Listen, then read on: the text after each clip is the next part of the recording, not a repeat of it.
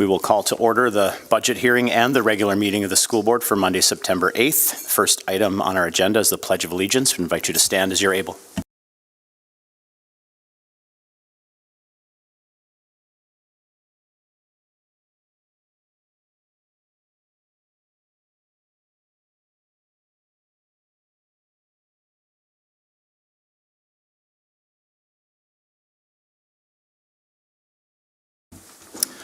Agenda item 2, the public hearing on the preliminary budget and certificate of tax levy for fiscal year 2026. Mr. Baumbach.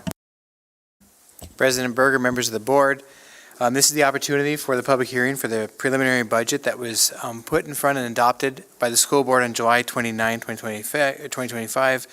Overall, it's 130.68 mills in the preliminary budget, not yet the final budget, which is the same number of mills levied the prior year. And so this would be the appropriate time for any public comment. Do we have any members of the public who wish to speak on this preliminary budget and the certificate of tax levy?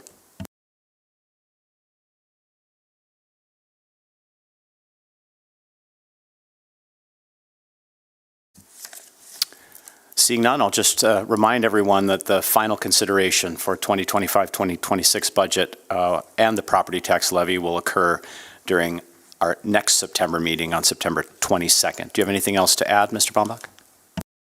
No. We'll move on then to our regular meeting. 3A, the reading of the school board meeting norms. Mr. Palmasino. Yes. Be prepared, be on time, value and respect each other, exercise thoughtful deliberation and conversation, be professional at the board table when visiting with the general public, speak up when the norms are not being followed, advocate on behalf of students, and keep the community in mind. Thank you. Item 4 is the approval of tonight's agenda. I seek a motion to approve the agenda as listed in your packet. It's been moved by Mr. Palmasino. Is there a second? Second by Mr. Larson. We'll take a roll call vote. Larson? Yes. Palmasino? Yes. Clevin? Yes. Lunn? Yes. Manley? Yes. Anderson? Yes. Hodak? Yes. Flynn is absent. Berger? Yes. 8 yes, 0 no, 0 absent. Motion I'm passes. sorry, Excuse me? correction, 1 absent. Thank you. 1 absent. If you missed that, 8 yes, 0 no, and 1 absent. Moving on then to item 5 on the agenda. This is our public comment period for the regular meeting of the school board. What you heard earlier was simply for the budget and tax levy. So now we do have an opportunity for citizen comment about any topic. I don't have any comment forms turned in. Is there any member of the public who wishes to speak during tonight's public comment period?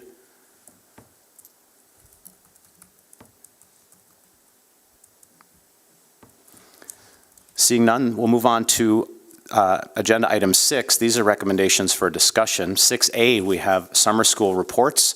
I'll turn this over to Dr. Glatch, Mr. Bakke. There's a consortium of folks back there, but I'll let you two lead this off. Thank you. Thank you, Chair Berger, members of the board. We have an exciting lineup today to give you their annual summer school reports. We have a couple of substitutes in tonight's lineup, and I'll go through that in just a minute here. So with us today are a cadre of wonderful human beings. I'm going to give you your, I always call it the batting order. I look at Mr. Bohan there and a little homage to him. But we're going to start off with the intro to K and elementary updates, including Encore, and that's going to be co-led by Mr. Bakke and Jess Sporbert, as I understand it. Yep. We are then going to move into the high school report, and we have Mr. Trevor Lennon here, our Director of High School Summer School, to give that update. The middle level report for the regular programming will be given by myself. Unfortunately, Ms. Teresa Osgarden, who's much more entertaining and articulate, is at a picnic for the CIA today in her new role there, so I'm subbing in for her. Followed by Mr. Nick Peterson, who's going to report on the unique Summer Rise program once again at Valley Middle School. We then have our driver's ed program with Mr. Terry Bohan, and we will wrap it up with the Summer Performing Arts report from Ms. Allison Peterson. So we're going to pass the microphone here to Matt and Jess. All right. Thank you, Dr. Glatch. President Berger, members of the board, it's my opportunity to present to you our summer school Intro to K and Encore report from this past summer. I'm actually going to start with, now I'm going to adjust and go back to summer school. So we're going to start off with our summer school and Intro to K. And as you'll see in your memo, I have provided some surface level information for all of you as it relates to elementary summer school sessions and as it relates to Intro to K. And we're going to kind of couple both of those together as we present some data and some information from this last summer. But I'm just going to give you kind of an overview as we get started here. And first, from an elementary standpoint, we enrolled 583 kids at 5 different campuses across Grand Forks Public Schools.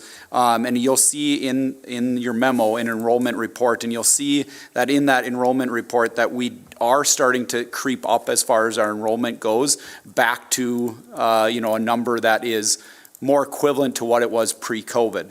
We still aren't quite back to the same level, but we are starting to creep up every single year as it relates to pre-COVID numbers. As you'll see in your memo, you'll see that we increased just about 50 students from this year to last year.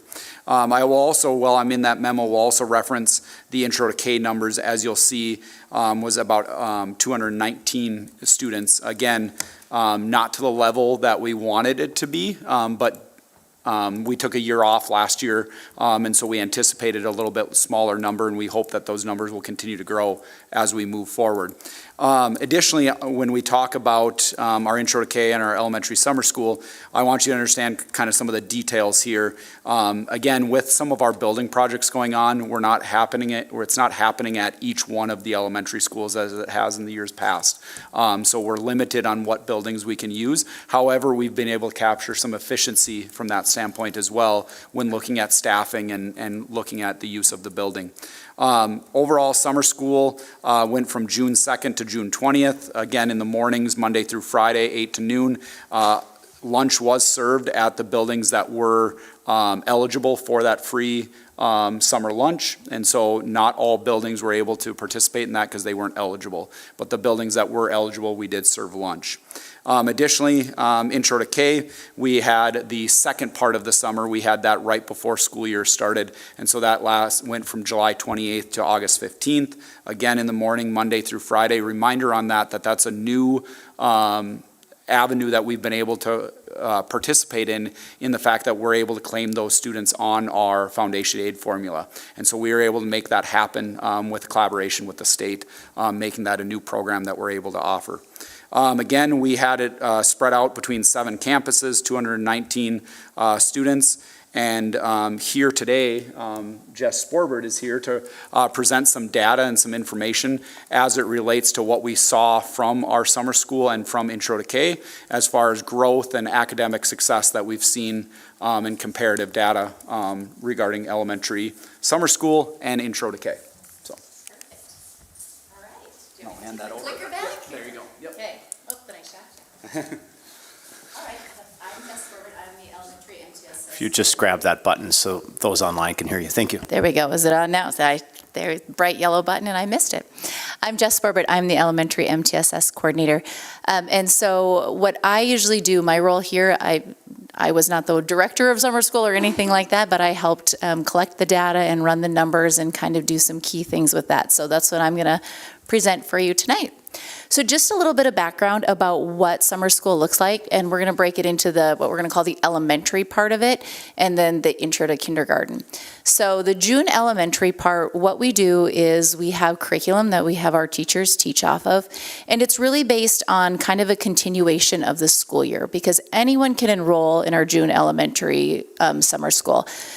In years past, like quite a while ago, before it was state funded, it was more of a catch-up month where we take certain students that would maybe need that extra time and catch them up. But currently, it's anyone who would like to participate in summer school is able to. So we try to match it up with what curriculums we're teaching during the school year.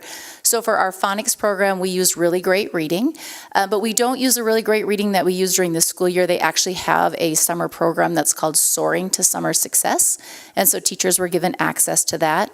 For our ELA part, we continued with the curriculum that we used last year, which was called Benchmark, and the summer school teachers taught Unit 10 within that, because that's, according to our pacing guide, a unit they do not get to.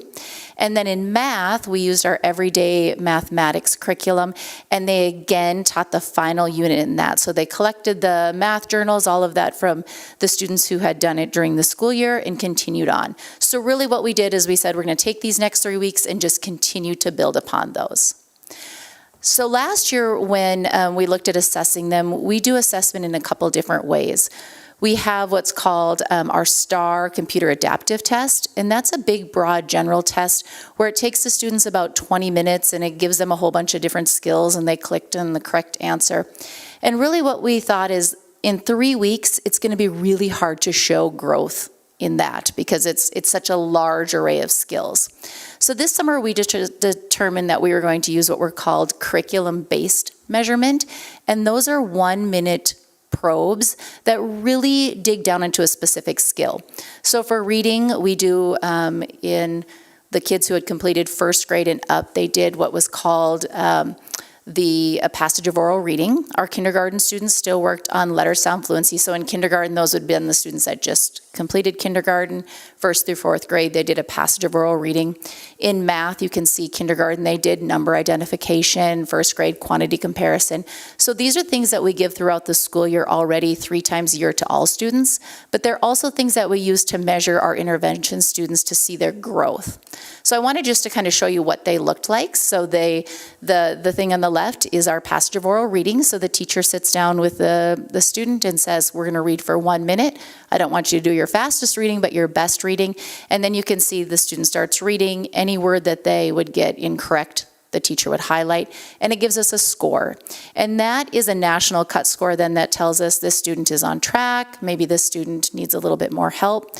Same with the one on the right-hand side is the math, where they would sit down and do the math probe. So we thought in 3 weeks, we should be able to see this is a little bit more sensitive to showing growth for our students. During summer school, we also did something with our students who were getting interventions throughout the school year. So we had 6 of our literacy interventionists, and they worked with students that had ended the school year still getting an intervention. So we knew that there was a little bit of catch-up growth that needed to happen. So they were hired during that 8 to noon time to come in and work with those students, either one-on-one or in a small group, and the students were selected based on those that were receiving the interventions. So what we did is we said, let's look at how our reading growth happens. So you can see where you see CBM start and CBM final. What we did is we took the students and we knew this is where they started because we had that data from our school year. And then the teachers were asked to complete another one the last couple days of school.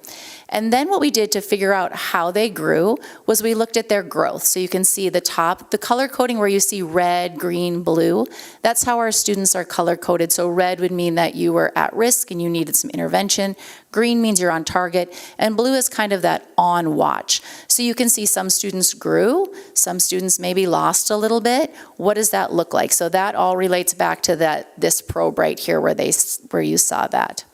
And so then we just did it based on grade levels. So really we averaged all the first graders who came, all the kindergartners who came, and we said, what is that? And so for kindergarten, what we found in letter sounds is all students maintained the baseline, which is what we would expect when we're continuing a curriculum. And our intervention students actually showed growth. So they made more growth than the students who were just within the regular classroom. First grade, all students showed growth, and our intervention students really just maintained that baseline. Like they kept growing like everyone else, but they didn't maybe make that catch-up growth. Second grade, both maintained baseline. Third grade, both showed growth. And fourth grade, both maintained baseline. Very similar in math, so we did the same thing. We took the math, and you can see they all kind of maintained baseline. I will say in math, we did not have interventions for our students, so we just did that for the literacy part, so that's just all of our students. And so we look at that, and we talked about what are our key takeaways from this when we look at that data, now that we have some data to look at. And one thing we had talked about is, do we need a more robust and intentional targeted curriculum for summer school, right? Right now, we're just doing it as a continuation, and we saw that that helped us maintain baseline. But is there something we need to do if we really want to start closing the gap for certain students? Do we want to make it more targeted to the skills they need versus just that continuation? Do we look at doing some things like aligning teacher expertise with student needs, right? So right now it was just 8 to noon, we had lots of students. Summer school is 3 weeks, maybe we want to do something different. Do we say, here's students that have these certain needs within like phonics or reading, and we put them together with a teacher who's more targeted to do just that skill? Do we group them for how does that work, knowing that we could have students who came very above, very on, or maybe some that need some more support? How do we take those 3 weeks and make that the best use of all of those students' time? And so that's what we kind of found from that data. Now that we have some data, how can we continue what we're doing, and how can we continue to make it the best for the students who join us? I think too, one thing that we would also like from a data standpoint is even within those 3 weeks, what we didn't have on that spreadsheet was attendance. And we know that that's really only 15 days, right? So when you think of that, and we have students that maybe leave because they have to go to t-ball or baseball, or they don't come here, or they don't do that. So it was hard to know, in 10 days, are you going to make a lot of progress? We don't know. How do we look at those different things to have even better data on that part? So I'll stop there and see if there's any questions related to just summer school before I go on to the intro part. Questions from board members for Ms. Sporberg? Yes, Dr. Lund. You talked about that this was a voluntary, the families could volunteer. Well, in the old days, teachers would recommend, some teachers still recommend students that are at risk that they do this? Do they still kind of nudge them along a little bit? They did, and especially the students that were receiving those literacy interventions, the schools sent a separate letter saying, just so you know, we actually get to continue with literacy interventions during this time. So they were encouraged to come. Other questions? Mr. Bakke? Before we move forward, I also want to recognize that we had other people that obviously were involved in summer school. Our director, Evan Peterson, has moved on from the district, and so he typically would be here, and you've seen him in years past present this material. But I really want to compliment him for his work and his leadership in this. I also, even though Jess had previously mentioned she's here presenting the data, she also took a leadership role in helping provide interventions and some of the things we did this year that we haven't done in years past. And so I want to recognize both of those individuals, but I also want to recognize our staff who did a remarkable job working with our students. And I think when we go on to our Intro to K, you're going to see some really, not to steal Jess's show, but there's some really amazing data that we did some different things with Intro to K and with elementary summer school this year than we haven't done in years past. And we're seeing some really good, remarkable results as we move forward, especially at Intro to K. And it's because of the work that the staff, the leadership is doing with all of those students and alongside those staff. And again, the literacy specialists working with them. So I want to thank them publicly. So, Other questions before we move on to the Intro to K section? Okay. Okay, so introduction to kindergarten was a little bit different because this was really the first year that the state provided us funding to be able to do that, and we had taken the break. And so along with that, part of the funding was that all of the Intro to K teachers had to have their kindergarten endorsement to teach it, and that we also had to provide some curriculum that was a little bit more structured. So we always know, like, the big thing when you come into Intro to K is a lot of those students have never been in school before. So it's really building up those routines, like how do I put away my backpack? How do I sit on the carpet? How do I line up? Like all those things that we take for granted that when our 5- and 6-year-olds walk in the door, they have no idea how to do that. But along with that, we thought, what a perfect opportunity to try to introduce some of our curriculum and build up those routines and see what can happen with that. The state has passed a lot of laws about dyslexia and dyslexia screening and that early intervention piece, and really wanting to make sure that we can watch students and intervene as early as possible with some of those early reading skills. So Nicole Crafting, who is our elementary curriculum coordinator, myself, and a couple of the kindergarten teachers sat down last spring and said, let's pick out some key things to work on along with building those routines and those structures with Intro to Kindergarten. So our phonics program is called Really Great Reading, and they actually have an alternate start. So they had a 3-week alternate start that really works on foundational concepts. Things like before, after, beginning, middle, end, all of those things that are important when you're reading. So if you say, what's the first sound? They need to do that. So they taught that every day. This year we adopted our new ELA curriculum, which is called Wit and Wisdom. And Wit and Wisdom actually had a module 0, which really introduces all of the routines and how that structure looks all around the book Wild About Books. So they did that. For math, we went to Achieve the Core, which is a website that outlines our essential skills needed. Their goal is, they will say, math, the goal is to be able to successfully complete Algebra 1. So they outline exactly what concepts that you need to leave kindergarten having and able to do first grade, to do second grade, all the way up until you get to Algebra 1. So we picked out those essential skills, and they built some curricular materials from our everyday math program around those. And then we added some additional skills like handwriting and name writing practice, right? Just getting that initial, how do I hold the pencil? How do I make some of those lines, so that they were ready to do that. Some phonological awareness activities like listening to how words go together, like guess my word, cupcake, and the student would say cupcake, rhyming, those type of things, and then routine building. So that's what those 4 hours look like when the kindergarten students were there. This is just a little bit, how we did assessment is, we didn't do a curriculum-based measure, but we wanted to know, what do our students come in knowing? So our Really Great Reading program actually has a normed measure for the beginning of the year on foundational survey. And what it does is it looks at targeted functional vocabulary, it has a phonological awareness piece, and then it has a letter sound identification. So this is what it looks like. So for the functional vocabulary, you can see the student would see 3 pictures, and we would say point to the first picture, and they would point to the cat, point to the last picture.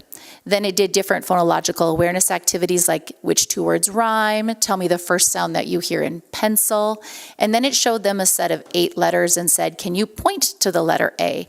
And then it would say, can you name this letter, or do you know this sound? So we screened all of the, the literacy specialist who helped me out, we came in and we screened all of the kids the first and second day of summer school. I had 5 literacy interventionists that work with me, and we screened all of the students and then looked at their data and said, what if we pulled some students and worked on these targeted skills for 5 to 15 minutes a day? Some were one-on-one, some were in a small group, so they were getting the core curriculum in the classroom, and then we came in and selected those students. So you can see here the bottom chart where it says functional vocabulary. Again, it's color-coded.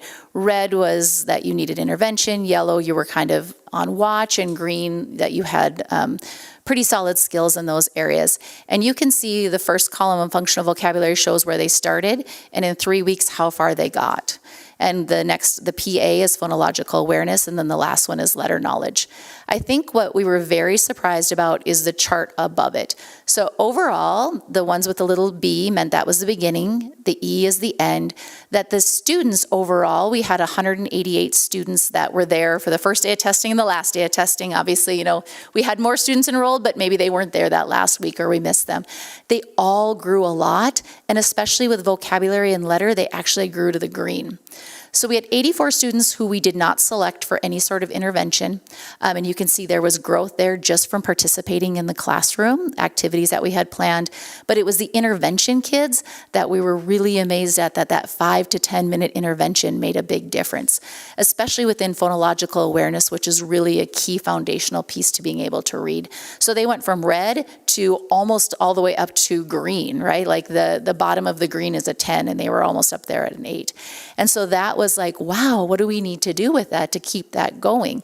Because if we can do that little chunk in 3 weeks, what will that look like and how we can intervene in kindergarten? So what we took away from this was that really 3 weeks of direct instruction and small interventions can move students really quickly in kindergarten. That we really can't wait to intervene in kindergarten. In years past, we were like, how do we know most of our students not having universal preschool? We'd wait for them to come in, we'd screen them, we'd say, yep, they didn't know a lot of letters and sounds, but we haven't taught them. Now we know we can actually do a little intervention and they can move really quickly. So what they decided to do now in the fall is we took all of our students and screened them, and they're again starting interventions with any student that needed it. The other thing that we really learned is that students come in with weaker phonological awareness skills than what we thought. So when we go look back to here, that was really that lowest area, and it was across from all students. So how can we use that piece as almost a parent awareness piece, right? So I think we know as a parent, like, oh, they should know their letters, and maybe they should know their sounds, but how can we work on other little things like rhyming, or how, you know, what word around here might start with a F sound, or all of those kind of things that we could really help with even before they're in kindergarten. We also found that it was really easy to determine students who will continue to need support and those who respond quickly. So even in those short 3 weeks for like 5 to 10 minute interventions, our literacy specialists would say some students caught on right away and we're like, they're going to be fine. They're going to do just great with our core curriculum. Other ones are like, ooh, this one maybe had a little bit more of a red flag that we need to do something more with, and we can actually start and do that right away. So that's what we did. We have a screening process, and we're now really ready to start and hopefully continue to analyze this data. The other neat thing about this is we're tracking these students to see how does it go throughout the rest of the school year so that we really can continue to build upon that information and say, so to these students that we took here, and even in 3 weeks of introduction to kindergarten, do we maybe never have to see them again for another intervention? And how can we use that? And I think too, when we had chatted with some of the introduction to kindergarten teachers, they were like, we really need to share this information out with parents of, look what students get by coming to 3 weeks of introduction to kindergarten. It's not just doing this or, doing these little things, but we can really move them on skills and to really figure out a way to help promote that in the spring when we have students register so that our enrollment continues to go up there too. Questions from board members on the Intro to K program, this report? Mr. Clevin?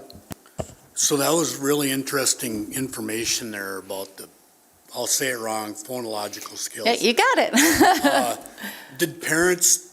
Did the kids who you identified as maybe needing more support in school, did parents get that information?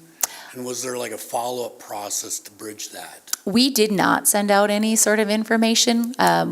That's a great idea, something that we can definitely do. I think now that we're rescreening all of the kids, that's something that the literacy specialist will send out now during this school year. For intro, we didn't send that out.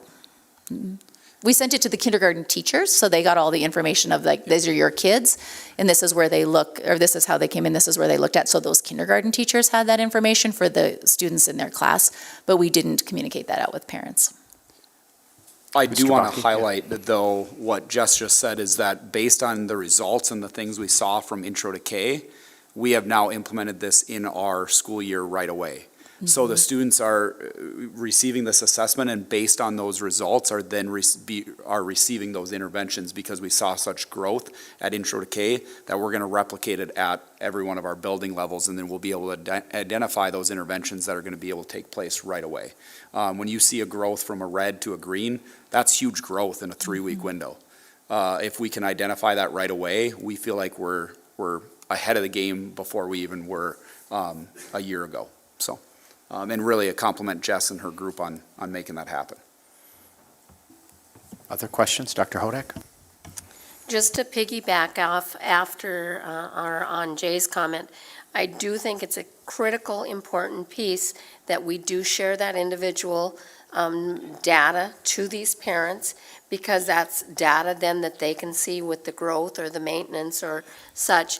But it's also then that's another parent talking to another parent and to another.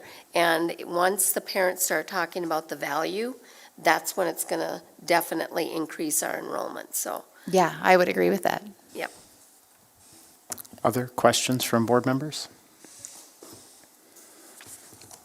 Any final thoughts before we move on? No, I don't have anything unless, Matt, did you have anything else?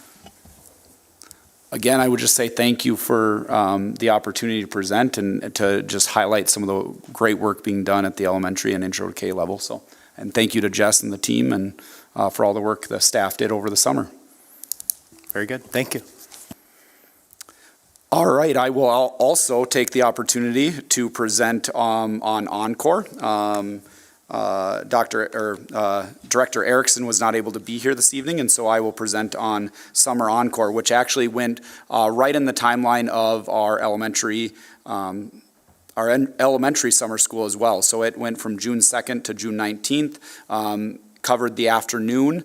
So again, parents had the option and opportunity to have Encore available to them right after summer school. And so the way that would look is that at our buildings where it was offered, which was Century, Phoenix, and Ben Franklin, we were able to provide it according to the numbers in the enrollment. At the other buildings, there wasn't the enrollment to match what was needed at those buildings for staffing purposes. And so we were able to provide it at Century, Phoenix, and Ben Franklin, and those were the host schools. So right after summer school, they would have the opportunity to go and participate in the meal, the summer lunch, and then they would go right into Encore, which was provided from 12:30 to 5:30. And that was Monday through Friday, all summer long, or all during elementary summer school, excuse me. Again, students were given that free lunch, multiple recesses, worked on STEM activities, partnered with Health Careers with a partnership with Gateway of Science, and then craft projects. Down below, you'll see the enrollment at both Phoenix, Century, and Ben Franklin, and then you'll see the staffing and the home schools where those students came from. Again, we combined schools, so it wasn't all just from their neighborhood school. And that is what I have for Encore. Questions from board members for Mr. Bakke on the Encore program?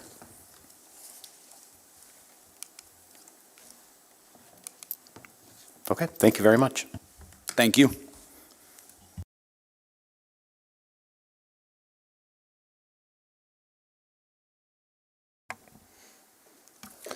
Hello, members of the board. My name is Trevor Lennon. I am the Director of Secondary Summer School.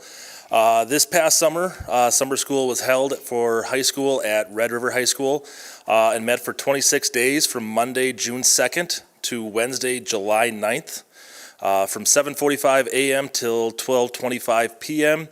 If you were in a half-credit class, that could run from 7:45 a.m. to 10 o'clock a.m. or 10:15 a.m. to 12:25 p.m. Students were able to attend 2 half-credit courses or 1 full credit course for the summer school session. They were also eligible to enroll in a new course this summer, the Career Connection course taught by Paul Zettlers. They could earn up to 1.5 credits during the summer school session. In all, there were 460 students that enrolled to start the summer school session. 132 students were dropped because they did not adhere to the attendance policy. We have a very strict policy where they have to maintain a certain amount of minutes throughout the summer. And so about 132 students were dropped due to not meeting that time requirement. 307 credits were issued to students in the high school summer school program. So with a state reimbursement of $830.40 per half credit earned, there was a total revenue of $263,236.80. 8 students who attended the entire school session failed their courses and did not receive credit. And I have a breakdown of that on the following pages there. So the costs associated with paying staff accumulated to a total of $166,000, which leaves a profit of $97,000 for running summer school this summer. So very good, successful program. This summer we also, again, coordinated with the credit recovery option for any Central or Red River student who failed a spring semester class with a percentage grade between 55 and 63%. Students had the option to earn credit in the failed class by finishing the final unit of the class on Edgenuity, an online learning platform. Students who successfully completed the final Edgenuity unit received a 64% or a D in the spring semester class they had failed, giving them the half credit for the semester. We had 28 half credits recovered by Grand Forks Central students and 22 half credits recovered by Red River students from June 2nd through June 6th. Special thanks to Mike Wilbur, Jay Hepperly, and Katie Arthur for helping students throughout that week. A cool story about that was that a student showed up for the credit recovery option, and while he was there, he realized that he also needed to make up credit for English 1, and so we were able to get him signed up for a class right there on day 1, so he was able to get his English 1 A and B credit, as well as recovering that other credit as well. So that was pretty special to see. Some other projects that were included in summer school were the international trips for students in foreign languages. All 3 languages, so German, French, and Spanish, were able to take students abroad. and learn about cultures and deepen their knowledge of their studied language. Heard a lot of great stories from students that were able to attend that, and they had a lot of fun. They learned a lot and got to see a lot of great scenes and tour a lot of great places. Also, Zach Bukop offered the Summer Networking Academy, which offered students the opportunity to learn hands-on skills regarding networking and IT. This past summer, they did a lot with moving a lot of the CTE courses that were offered in the Central and Red River campuses to the Career Impact Academy. So they did a lot of work and a lot of movement with that. So great job to them. And then, as I said, we offered the Career Connection class overseen by Paul Zettler, where students worked as interns to learn skills on the job. On that following page, I have the list of the staff members that and their assigned roles. So we taught courses in ML, economics, American government, English 1, 2, and 3, world history, health, informal algebra, physical education, physical science, and speech. And U.S. history as well. So really successful programs, saw a lot of engagement, a lot of students that were really enjoying their classes and their teachers, and so nothing but the highest praises to these individuals that help teach and guide students along throughout the summer. And then on that last page there, you can see the breakdown of students who received grades, and less than 1% of students received an F. So very successful summer overall. Questions from board members for Mr. Lennon? Yep, Dr. Lund. You mentioned how many students were dropped because of time. How does that compare to previous years? It just seems like a little higher number than I'm used to. It's about the same. It's about the same, yeah. For whatever reason, students sign up and then they just decide to not show up. So usually that first 2 to 3 days is when most of those students get dropped. And then by week 2, end of week 2 is when most of those students that time out are going to time out. So, yeah, usually it's the first 3 days is where most of them drop out because they forgot they signed up or just decided not to show up.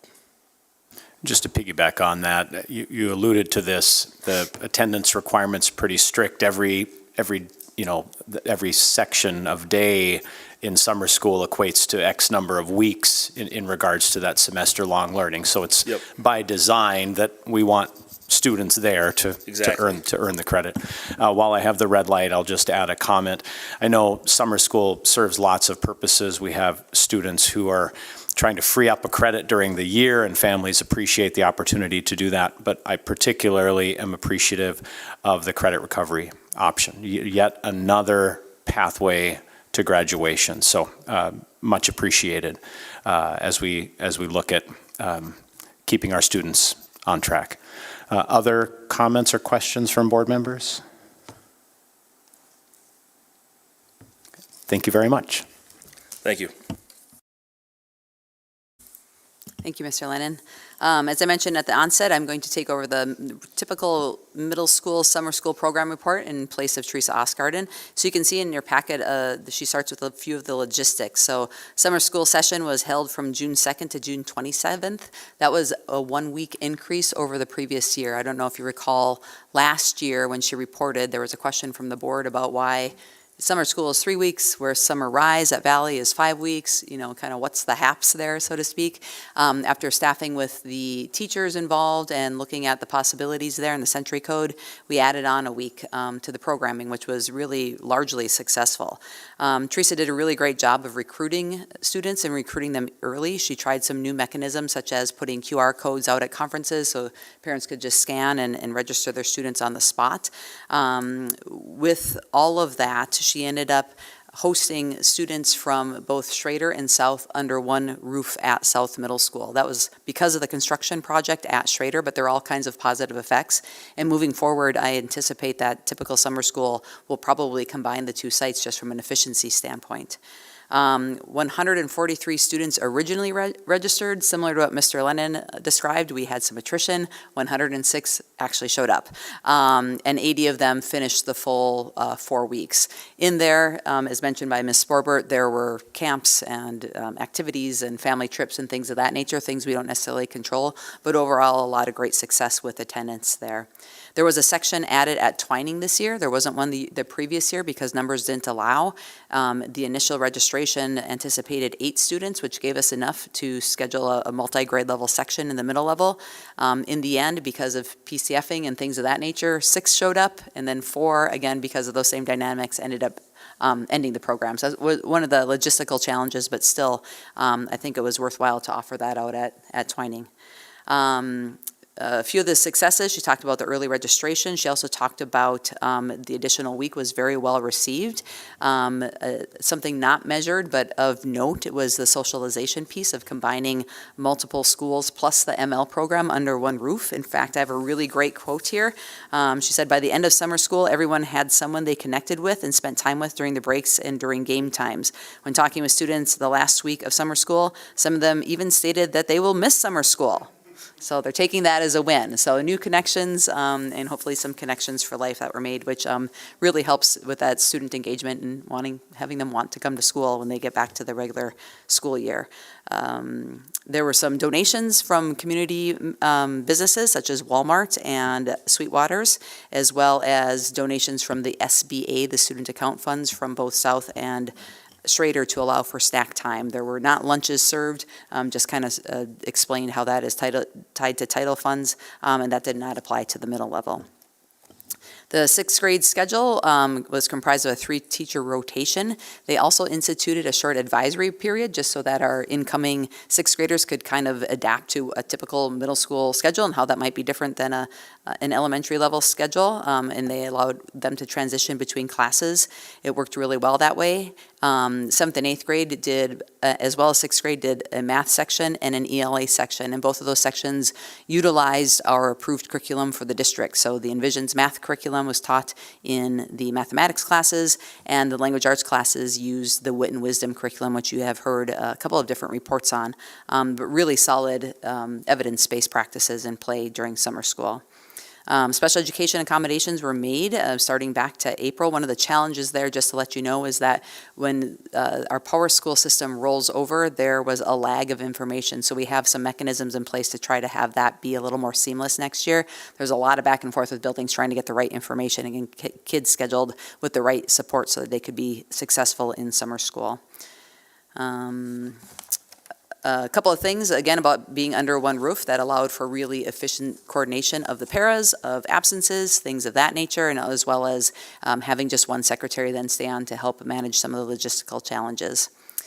Coming into next year, we will have to plan for some different locations. So this year, Schrader is under construction. We didn't find out about that building being off limits until after the registration process, so that resulted in some back work by Teresa Osgarden. She called all the families, and it ended up, like I said, being a positive. Next summer, the converse will be true. So I imagine Schrader will be the host site. South will be under construction as part of our district upgrades for safety and security.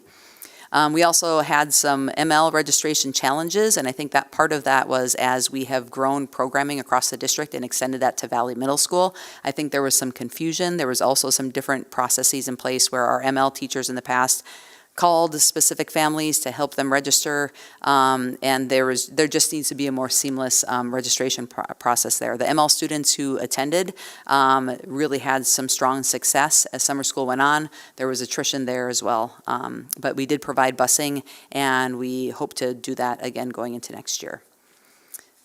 At the bottom there, you can see some of the data of maybe no surprise. It kind of mirrors our data that we've been exploring actually for our attendance task force, is that the students who attended more frequently, so you can see a breakdown by students who missed 2 or less days, 65% of them increased their ELA scores, 61% increased their math scores.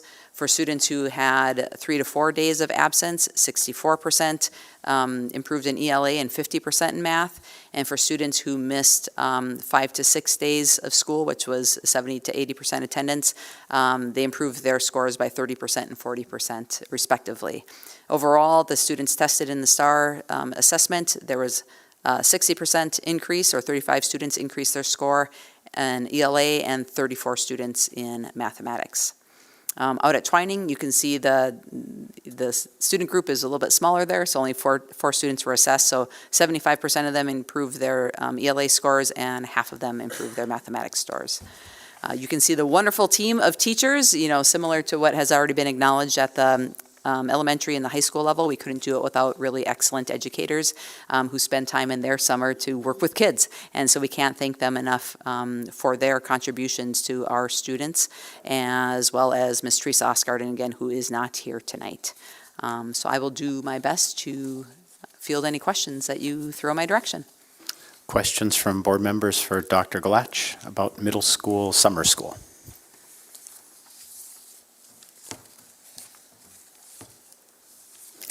All set, thank you. Sounds great. We have Mr. Nick Peterson coming up. I think that you're familiar now. For the third year in a row, we are offering the Summer Valley Rise program. Summer Rise is specific to Valley because of their comprehensive school improvement efforts. And so there are many similarities, what I described, but really a lot more intentionality in some of the targeted growth that they hope to procure. And so I'm going to pass the microphone to Nick. Thank you. And thank you for the introduction. There we are. As was said, our RISE program, this was our third year putting it on. It stems from partnerships with Lavinia that we've done related to our CSI status. It's always been a 5-week program for us with an emphasis on reaching those incoming 6th graders. But we did this last third year, we had an 8th grade class where 18 students have gone through all 3 years of summer school and have come back again and again. They're wonderful kids. So the Lavinia group, we have kind of walked back that partnership as we've built up our own in-building capacity. We've substantially reduced our costs in 3 years, going from our first year where we had a week of synchronous training, as well as a Lavinia trainer that was here for different weeks of summer school. The second year, we were able to do just the synchronous training without the coach, and then this year, we did a lot of that in-house. So we did asynchronous training, which our biggest goal as far as scheduling went was to have families done by July 4th. That was a huge attendance issue. Families don't like to come back for 3 or 4 days after July 4th. So by doing the training in-house, by doing that asynchronously and kind of doing that ourselves, but holding to that high standard, we were able to accomplish that goal and fit that schedule as well. So planning, I worked together with Teresa really closely as far as outreach to families, followed a lot of the same communication lines. Our staff was expanded this year for a lot of reasons. This was the first year where we had enough students, and the program has been around long enough to have discrete 6th, 7th, and 8th grade math and ELA. We also were able to coordinate and at the same time run our ESY program with Marty Putman and incorporate ML. And so our ML students followed a modified schedule I'll show in a moment here. But huge thanks to all the people mentioned here or not mentioned here. It was a great effort this summer. So program changes, like I said, teacher preparation. We did a hybrid model that I sort of managed a lot of, but we have 3 years of experience and like we hold ourselves to a very high standard. We have a lot of returning teachers. Multilingual services, huge thank you to Ms. Dantas for coordinating and like doing a lot of the communication with home. That kept our attendance high, and like I said, Marty having ESY was great that we could do that at the same time as well. Give those students an opportunity to be part of both worlds there. This is a very similar schedule to the one we used the year before. Again, we have our 24 days of programming. We have 80 blocks of math, or 80-minute blocks of math, 80-minute blocks of English. The close reading side is a little different this year with ELA. They've modified their curriculum into what they call like Red Thread is the relaunch of that. It continues to mirror or echo Wit and Wisdom, and it has, like you can clearly see the different parts of like the Scarsborough's rope of like ELA side. where we've always had the background knowledge, but now we have explicit like language structure, phonemes, graphemes worked even to our middle school content, which was neat to see. We continue to be big fans of the curriculum they give us as far as books. Like I said, our ELA blocks are 2 40-minute blocks. One is genre study, and the other one's going to be their close reading, red thread. The curriculum is very big on like graphics like this. A lot of the material we see at the end of the school year, or at the end of our summer program, is fantastic teaching material that we keep. Closing activities every day when we finish our ELA and math blocks. This is our chance to do a lot of that programming that's aimed at incoming sixth graders. We have a lot of kids coming in from 5, sometimes 6 schools coming in as incoming sixth graders, so this gives them a chance to like gel together, have sort of a Valley identity as they come in. And these are students that on the first day of school walk around and help everybody else open up their lock because, you know, they're not new to the building. They know how to use their locks. We continue to provide access to the library, and like I said, we have these 18 or 20, well, 22 is the number of 8th graders we had, but this core of 18 that's done it 3 years in a row, we've relied on them to be leaders. So when we do our tour of the Valley School, this year we worked with the 8th graders so that instead of like doing something else during closing, they came up with the scripts, they were the ones leading the tours. And then a lot of those students returned when we did registration and did tours for families, which was great to see.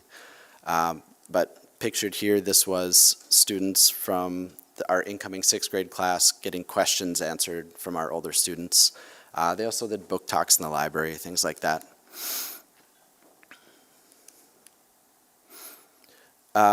Just going to mention at the top left there, we try and do our closing activity to be grouped similar to like the middle school model we use for Royal Time or Spartan Time, where we build kind of a smaller community of kids. Pictured here is all our different 6, 7, 8ths, their Royal Time of sorts. We continued to rely on a model, and this was easier because starting earlier, we have more overlap with our secretaries at the building. But communication was primarily handled by me with teacher discretion on reaching out with academic or behavioral concerns. We continue to have a very open arms policy. Parents, families are great about communicating when we have, like, we had students that started SPA and then kind of had a modified schedule going through that with homework sent home until that went through. But we continue to just tell families like this is what we want you to be at, and we accommodate schedules as best we can. So thank you to all the parents and kids. Our 6th grade students for the 3rd year have read the Night Diary, and so again, thank you to House of Punjab.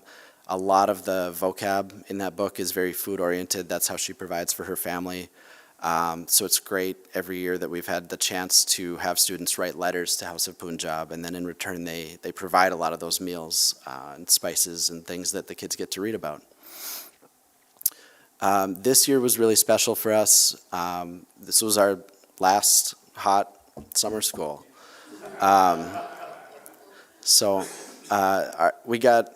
We got the chance, thank you to Brady McDonald and everybody over on the site for getting all of our students through. So it was really special to see some of these incoming 6th graders, our 7th graders, our 8th graders. You might not believe me, but I heard students say like, we have to take care of this. This is ours, this is nice. So it sounds cheesy, but it is true, I promise. And then academic data looks a little different. We don't star test. Part of the package we get from Lavinia is they send us their own like norm to our state standards curriculum. We always do that on the first and last day. This year we did it all paper copies because kind of with intentionality, our summer school, we were no device, which worked better actually. So attendance data. We're up from last year, which was one of our goals. With an 80% threshold, we had 35 6th graders, which is down from 42 last year with regular attendance. But then we have a much larger number of 7th and 8th graders that we hope to kind of continue. I would expect that 7th grade slump every year. We just have so many 6th graders, and then it kind of bounces back in 8th, but that's a goal, is to kind of level that out for students. Results for 8th grade. As we go through these, results for all our grades are excellent, but it is important to keep in mind that this is a curriculum that's very like next year focused. So I would expect that when you pre-test them, when they come in, they're not going to be very familiar with the math content for the next year, the English standards for the next year. So frankly, I would expect that we would see increase when you're presenting them new material and then testing them at the end. But this 5-week program for us has worked really well. This is something we aim to continue.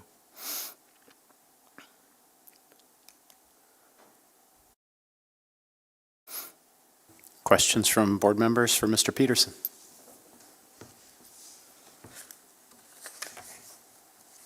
Yeah. Thank you very much. Thank you. Have a good night.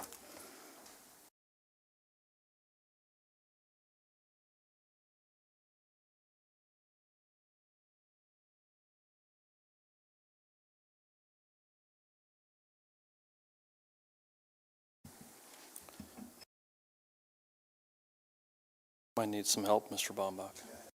I'm in. Good evening, members of the board. Terry Bohan, Principal Community High School, Director of Driver's Ed. A couple of highlights for our Driver's Ed program this summer. Again, a 6-week program offered June 2nd to July 10, sorted into sessions that were 2 weeks long each. It's important for the board to know we opened registration last year on March 10 for our June 2nd registration. We sold out our 288 seats in less than 3 weeks. It's a high demand program, continues to be. It's also important that the board knows that at this time last year, we decided to increase the fee for the behind the wheel portion of driver's ed. And that held its own and is of value. Suggestion would be to leave it the same, although that's my initial recommendation after talking. Brandon and I are in the course of talking about next steps for that too. So high demand program, continues to be. Those 288 students participated in our program as we have always run it. A great big thank you to Rydell. 6 vehicles this year. Again, they're driving comfortable, safe, clean, road-ready vehicles, and they drive them well. And for the record, this year, only 1 flat tire. 24,000 some miles. No curbs, no other incidents, just 1 flat tire. We'll take that. And then the last key thing I want to, well, maybe a couple. Our instructors, again, solid work. 17 instructors, one of which was a brand new instructor this year, hoping to get 2 additional new instructors next year. These are some plans as we move forward for the future.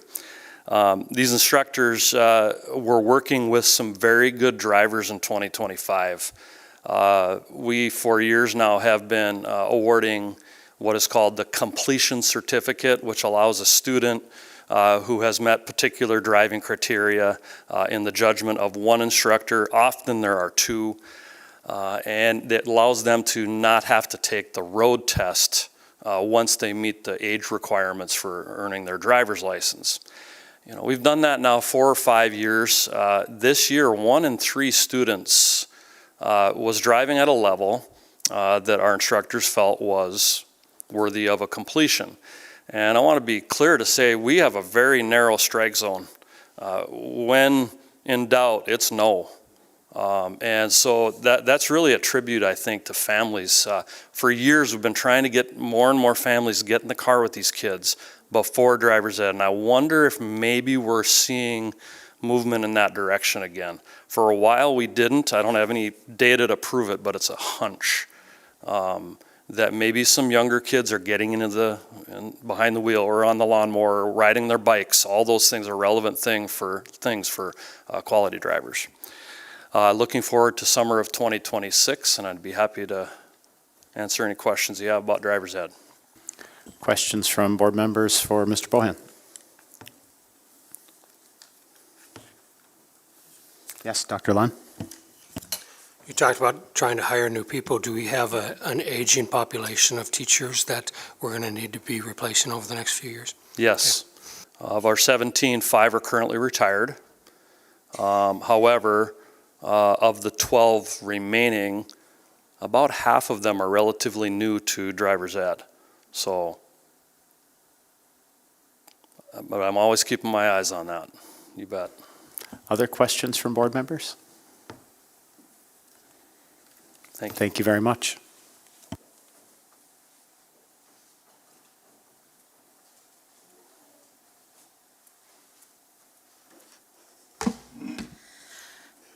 Good evening, members of the school board and district administration. My name is Allison Peterson. I am the director of the Summer Performing Arts Program. Thank you for allowing us to share the successes of our summer programs. All in all, 1,156 children and students participated in SPA activities this summer. This is steady from last year. As you can see on the chart that was provided, some programs were up in enrollment and some were down. Notably, middle school was quite down in enrollment. We're not in panic mode. We don't know if that's an anomaly, but we're going to kind of focus our recruitment efforts for next year and kind of see what we can do to see if we can get enrollment back up. But pre-K and elementary were up pretty significantly from the year before. SPA held programs at Red River High School, Grand Forks Central High School, Sharon Lutheran Church, Discovery, Phoenix, and South. And as always, I want to thank the administrative and custodial staff for those facilities for allowing us to use those spaces in the summer. We know that time is precious for cleaning and all of that, and the buildings are sacred spaces, so we really appreciate all the building usage that we have. SPA had 51 staff members, 16 were hourly, 34 were contracted, 1 was salaried, that's me. 11 full-time positions were paid solely by grant funding at a cost of $57,736. $9,420 was awarded because of our scholarship program, so 120 students received that funding. Most of that is partial scholarship waivers for the programs. There are some cases where hardship cases, we had, this summer we had a family who had a house fire, and so we will give full scholarships to special circumstances like that. 177.25 fine arts elective credits were awarded to the high school students in high school SPA. The high school SPA portion of SPA is our most public-facing, of course, and we did 2 musicals this summer. We did Guys and Dolls at Grand Forks Central and All Shook Up at Red River High School. Both shows brought in full houses over their runs, with 6 of them, of the 8 performances, being what we consider to be sold out, which is very exciting. That means that 6,000 patrons were in attendance for Guys and Dolls and All Shook Up, and approximately 8,000 more for our other concerts, events, recitals, and performances. One of the greatest things about SPA is its longevity, 39 years in 2026. Longevity means the program has had a profound impact on a lot of people, and I'd like to share an example of that with you. This is a quote taken with permission from a post from SPA parent Hillary Kempenick. She posted this on social media after our senior recognition event. We call it Senior Spotlight. We allow the senior SPA students to give a few words about the program and their time in the program, and we recognize their years of involvement. Quote, "What moved me most was hearing student after student, some with 1 year in the program, others with 12, speak about what SPA gave them: an escape, a family, a place to be seen and to grow, a place to become. This is why the arts matter, why after school and summer programs matter. Regardless of the chaos of the world, these spaces remind us of who we are and who we can be. Too often, the arts are dismissed by those peering in from the outside, but make no mistake, what happens in these programs is nothing short of essential education. Students learning how to support each other, use their voices, build sets, master math and science through lighting and sound, use power tools, navigate language, unlock creativity, and build lifelong confidence," end quote. This is a perfect reminder as to why programs like this are so important and so special to this school district. It's far more than just kids singing and dancing and being up on a stage. It's over 1,100 kids having a place to feel like they belong. And I just want to say thank you to all of the staff, administration, the patrons, the supporters, and everybody who makes the SPA program happen. And I would be happy to entertain any questions about the summer. Questions from board members for Ms. Peterson? Mr. Palmasino? My only question is, are you planning on adding Valley next year to your locations? Because if your middle schools are down, it could be North End kids' opportunity getting to the location. Right, and we'll start talking about this a little closer to the Thanksgiving, Christmas break, and we're going to talk about it as a staff because we know I wasn't aware that South was going to be under construction until this meeting. So, yeah, so we will definitely have to talk about that and look into that. Other questions from board members? Thank you very Thank you. much.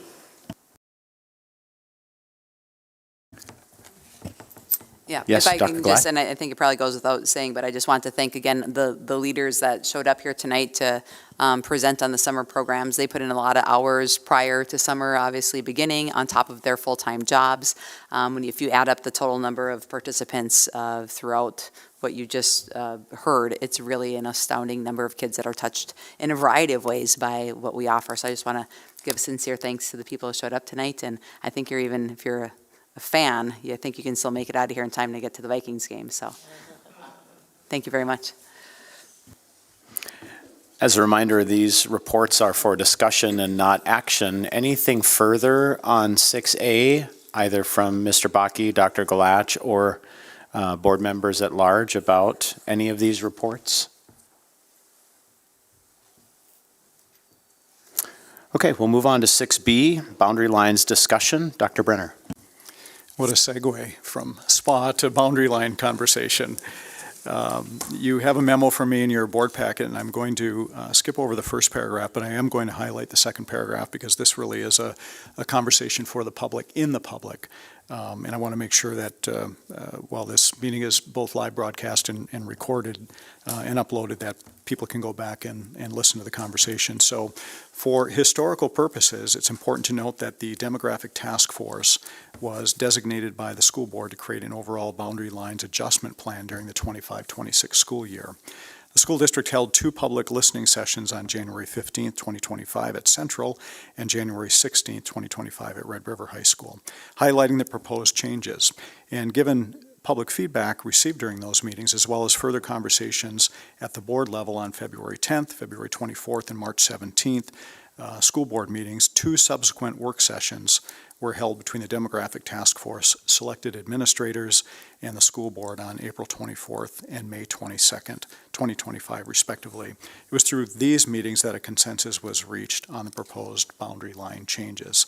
And for those watching at home, tonight is conversation discussion. No action will be taken on this conversation that we're having at the table tonight.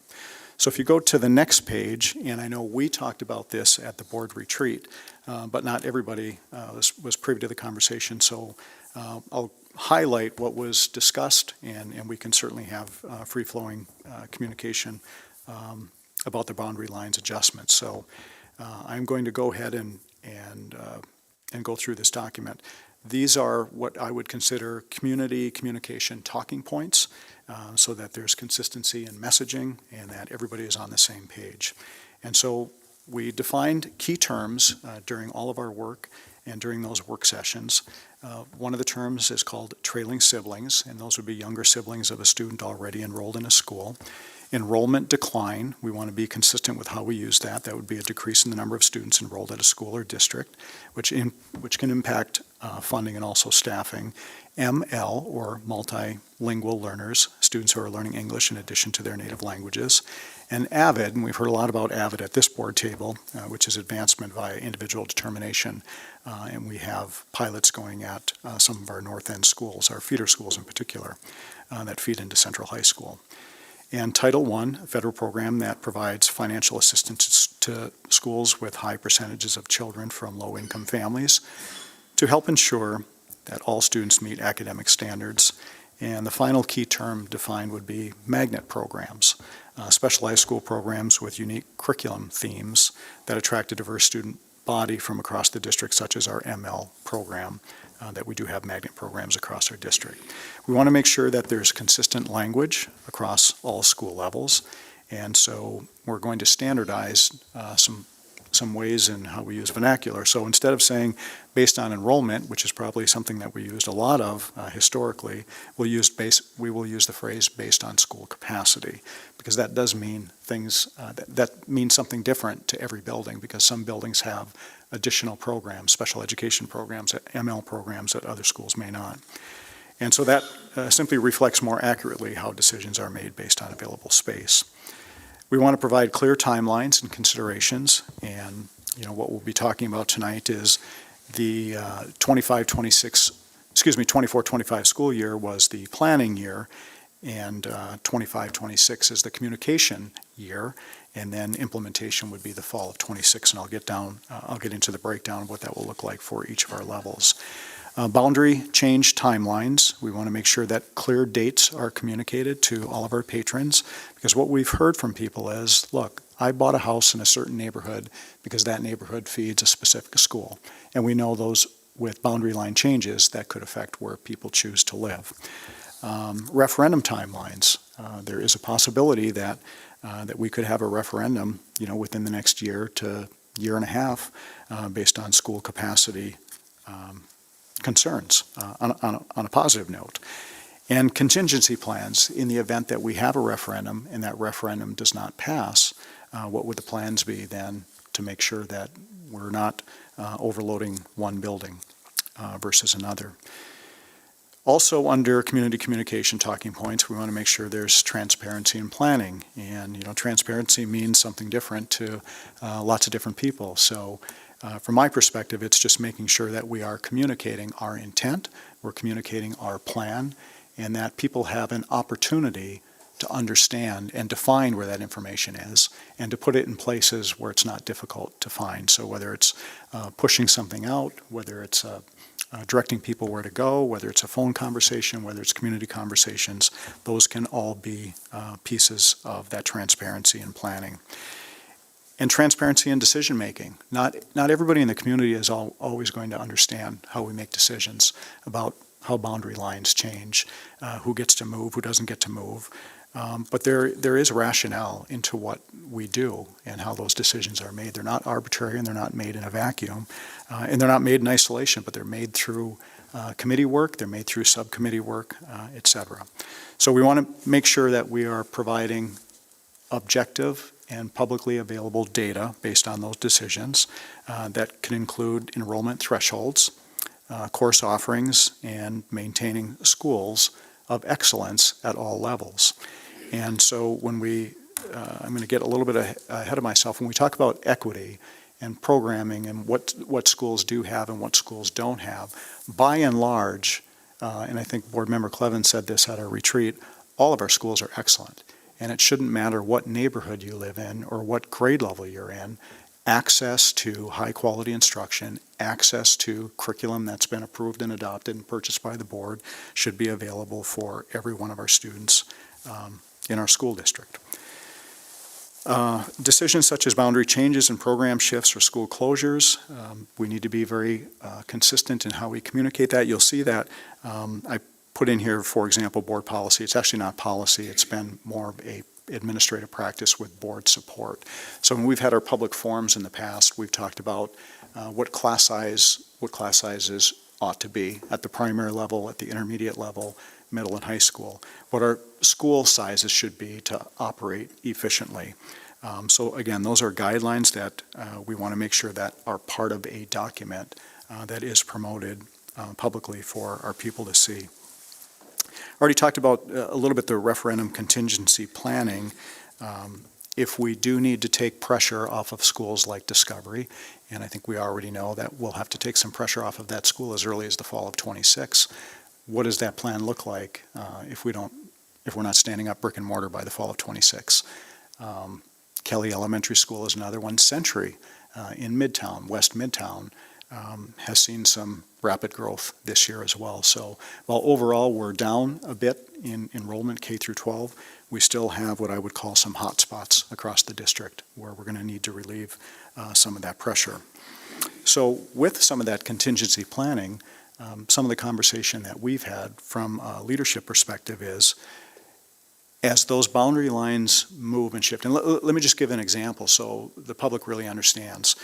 When we put out our first iteration of boundary line changes, what we heard loudly and clearly from our Viking Kelly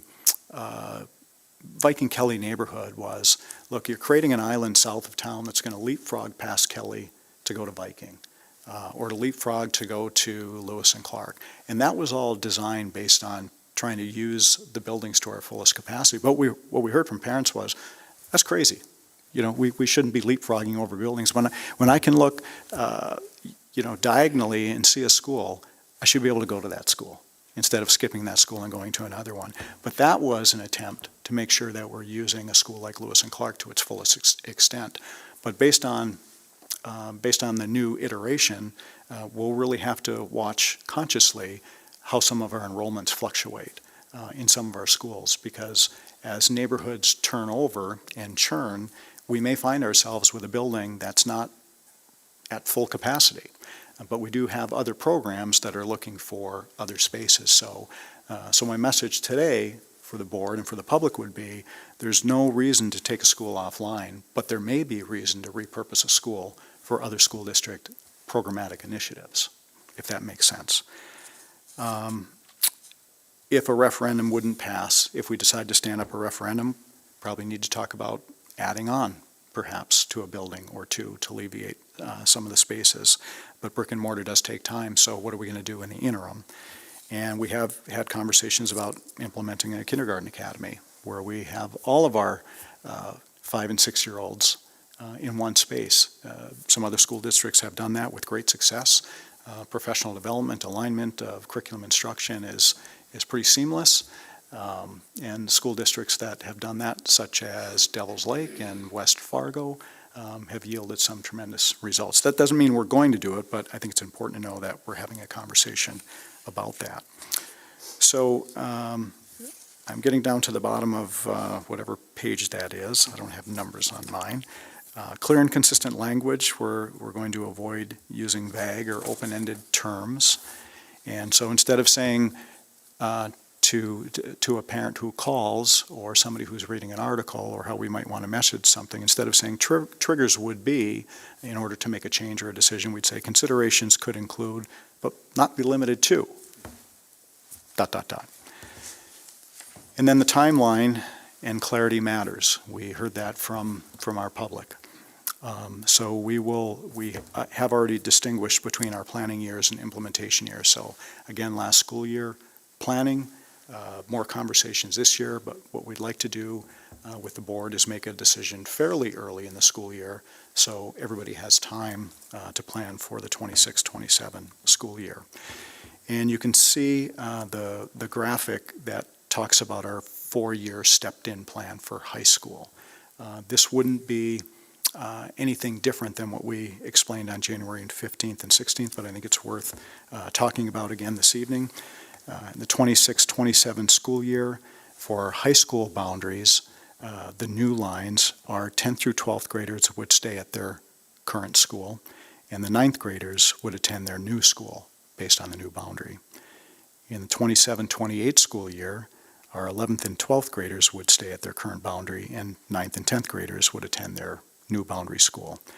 28-29, 12th graders stay at their current school, and they'll be joined by 9th through 11th grade students attending their new school. And then by the 29-30 school year, all students would be attending their new high school boundary lines. And again, there will be trailing sibling conversations, particularly at the high school level. We've talked about what does that mean to be a trailing sibling if the gap is 10 years between somebody who has graduated from Central High School and somebody who isn't quite there yet. And our high school principals will work through that, but what we did discuss internally is because families have made connections and relationships at those buildings already, it would make sense for that trailing sibling, even that many years apart, to attend the school where their sibling went. Community communication talking points again, moving on to a different topic or theme, transportation and access. We want to make sure that we have plans and that we're communicating those plans to Valley Bus. And, we still have what I would say ongoing challenges with busing and the amount of time that students are on buses. And we're continue to work through that with our contractor. And John has been really good about being responsive to what our needs are. So I'm kind of talking about real time right now as opposed to moving in the future. But we want to make sure that parents know that there will be a choice if a bus runs through their neighborhood or if a bus won't run through their neighborhood, based on ridership and based on needs. There are some neighborhoods where the boundary lines are drawn. There might be people on one side of the street going to one school and somebody on the other side of the street attending a different school. And what does that mean for that bus route? We want to make sure that those plans are clearly communicated to our community. Same holds true for our ML students, and right now we believe we have a good transportation system for our magnet programs. There aren't any concerns about getting our ML students to their magnet schools on time and getting them home as well. And then, of course, what typically comes up is, when boundary lines change, when we're working with demographer Rob Schwartz, we all tend to look at these major thoroughfares like Washington Street, Belmont, 32nd Avenue South, 47th, Columbia, and how do those factors play into the boundary lines? And sometimes they are good barriers to make sure that kids aren't crossing. But we know fully well where our Discovery students, where most of them reside. Most of them reside almost 3 miles away from their school, and they cross Washington and they cross Columbia to get to Discovery. So it's not always really, really clean when we're talking about this concept of neighborhood schools. Congressional neighborhood on the west side of I-29. There's what I know as Congressional 1 and Congressional 2. There's one on the south side of University and there's one on the north side of University, and how those neighborhoods will feed into either Red River or Central High School. And then equity and access remain central to the transportation plan. We want to make sure that we don't have any students facing barriers because they can't get to school. And I believe I'm on to my last page of talking points. We will create, through Melissa Bakke, our communications manager, more of a cleaner, shorter version document so that it's going to be a quick trifold that parents can have so they can figure some of their planning out. But we'll also upload that information on our websites, make sure that we push it out in terms of making sure that parents even understand that they have access to that information. Melissa actually did put together a pretty document for me already with some similar information, but I'm going to hang on to that just for the time being. So finally, we're talking about equity and program access, and our goal is to ensure that all students, regardless of background, have access to strong, well-resourced schools. And again, nobody should be disadvantaged based on where they live in our community. So we want to promote equity across our schools, and we want to avoid concentrations of poverty that can impact learning environments.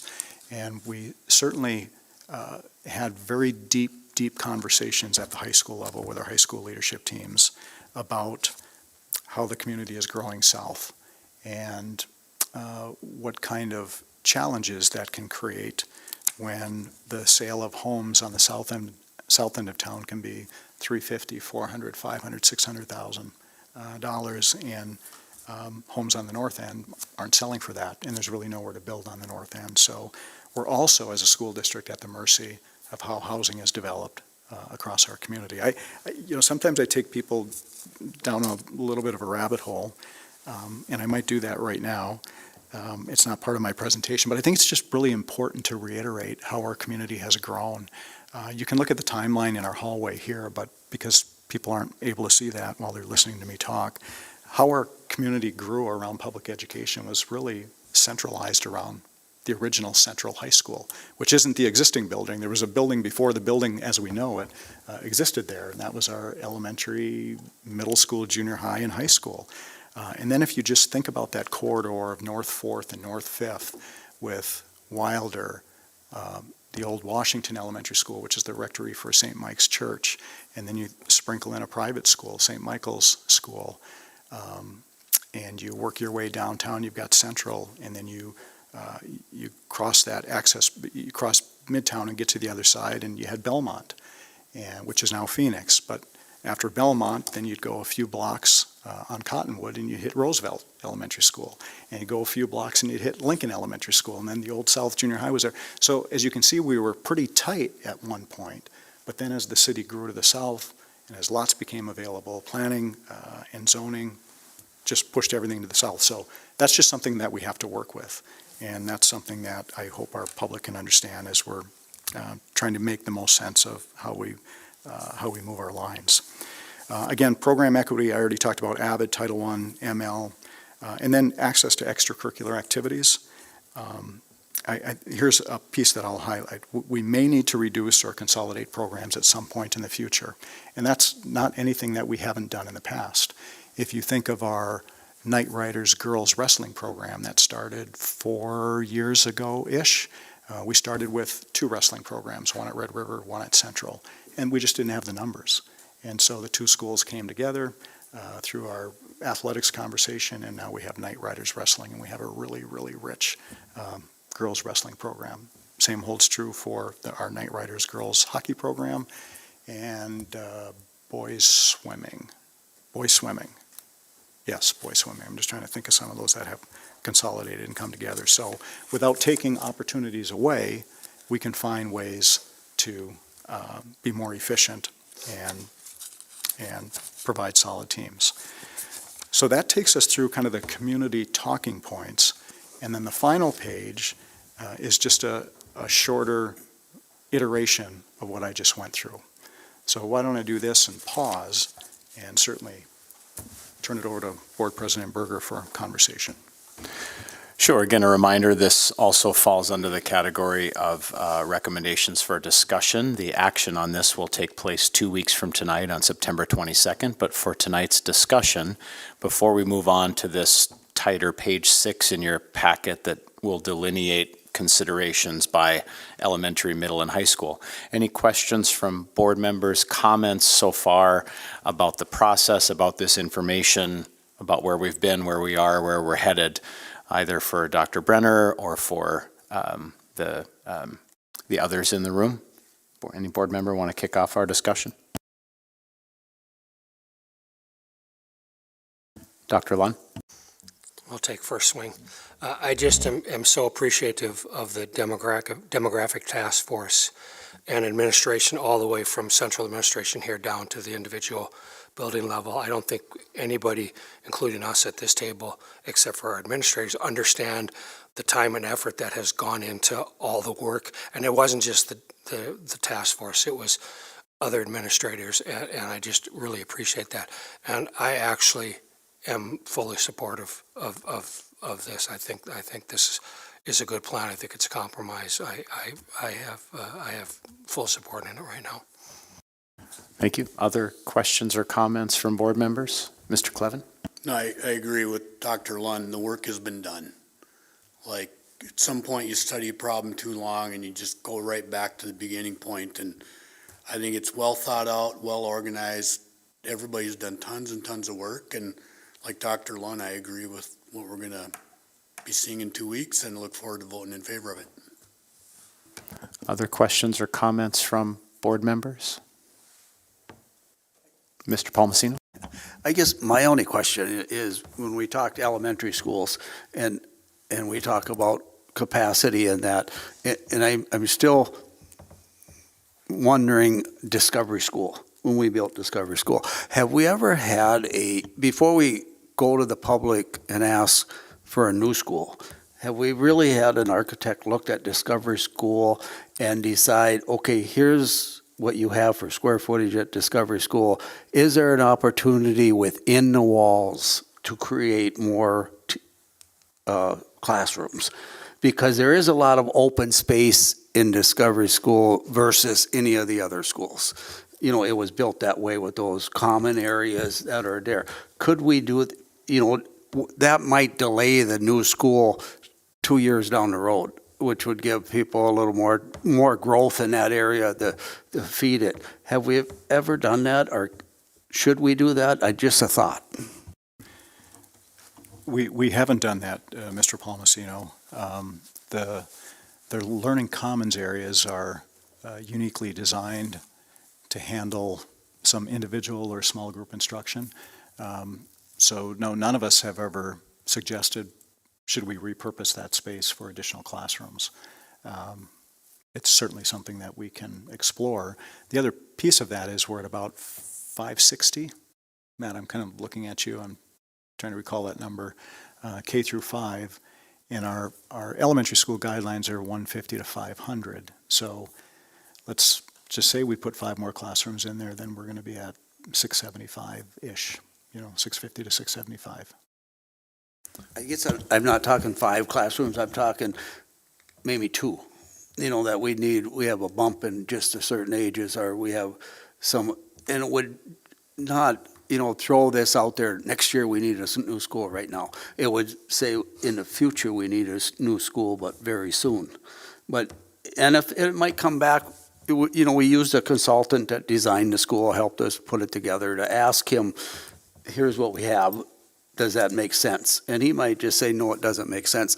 I know it's great for individual works, but then when I go to other schools and they use little tiny hallways that are 8 feet wide to do their individual works, that if they lost some of that, it might be worth time for us to get ready for a new school. Mr. Bakke, did you have the number just for the sake of conversation? Yeah, current enrollment is 573. So, yeah, you're very close, Dr. Brenner. Other questions or comments from board members on this piece? How about we review the last page of the packet, if there's anything you want to lift up and highlight from page 6. Again, these are just as we've seen the overview, but now this communication year sets in and we're talking about, okay, what does this look like at the elementary level? There's certainly some things that have been worked out differently than middle school, particularly as we talk about trailing siblings and the high school. So is there anything you want to lift up before we dive into this last piece, Dr. Brenner? No, I'm fine to move on. Anything from board members about these considerations? We did take a look at these at our board retreat, but now that you've had an opportunity to digest them, and now that we're 2 weeks away from voting on these, is there anything you wish to speak on? Mr. Clevin? Yeah, thank you. On the elementary implementation, the very first row in that column, it's basically committing us to that referendum. That's how I read it. So that's a referendum coming up within the next year. Am I interpreting that correctly? No, that's a very good point and good feedback. We can change that to consideration of. Yep. No, thank you, Mr. Clevin. Yep, Mr. Palmesino. Yeah, on that same note, my question is on high school 2030 plan. Are we committed to that? Or is that just a picture that we may be at 2030? Because, if building slows down or building moves to the west or the north, it may be a different look. That's putting a date there, I think, commits us to that date. And I don't know if that's what was meant to do. Yeah, we really, based on the feedback that we received from principals, we really wanted to signal. We didn't want to leave any gray area, but we can certainly wordsmith that to suggest that it would move to 47th Avenue South for high schools in 2030 unless, and then we can use some of the language that I previously discussed. Yeah, my opinion on this is it is helpful to communicate that there are future line changes. I think part of the reason why we were here, and I say here kind of in the sense of stuck for a bit or wrestling with where we were going to land, is there may have been some public perception that the lines have always been this way, the lines are always going to be this way, and that's maybe where some of the initial pushback was from some segments of the population writ large. So I find it helpful for future boards to have, again, some language that says this is an ongoing transition. I do agree that some caveat in place is helpful to say, this is the plan unless there's information that comes up, there's data that suggests otherwise, rather than, let's think of the alternative. The alternative would be, we might do this in another 5 years, and now here in another 5 years, again, some people may have forgotten that we've had this conversation. So I personally am in favor of, and I've had individual conversations and really landed in a good spot with folks saying, this is the way these lines need to continually evolve and shift to match the growth. To Dr. Brenner's point about here's where the buildings are. If they were Lego bricks and we could pick them up and set them in other places in our city's map, we would set them in different places than they are currently. And yet, we know that's where they are. So I know some of this is difficult. Changes is difficult.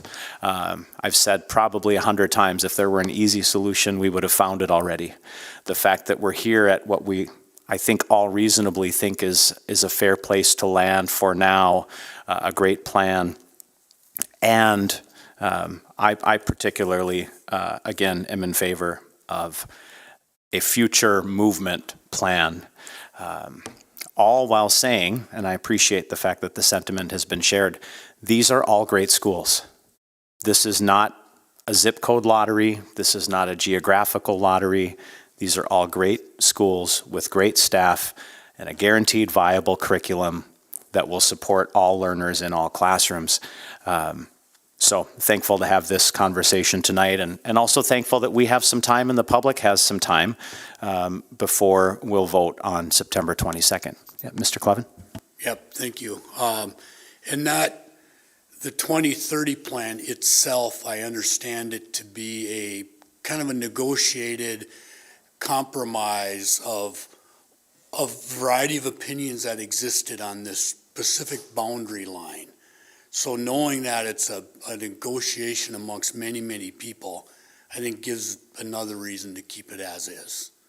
Recognize and honor the work that everybody did on that topic. Other questions or comments from board members? Mr. Palmasino? Yeah, I'm stuck on 2030. But if the 2030, does that mean we start over for those kids in that area in the 9th grade? They go to this, or do all the kids in that area that the line drops from, prior to that it's 40th, correct? So if it drops from 40th to 40th to 47th, does that mean all those kids? Because some will be at the other school.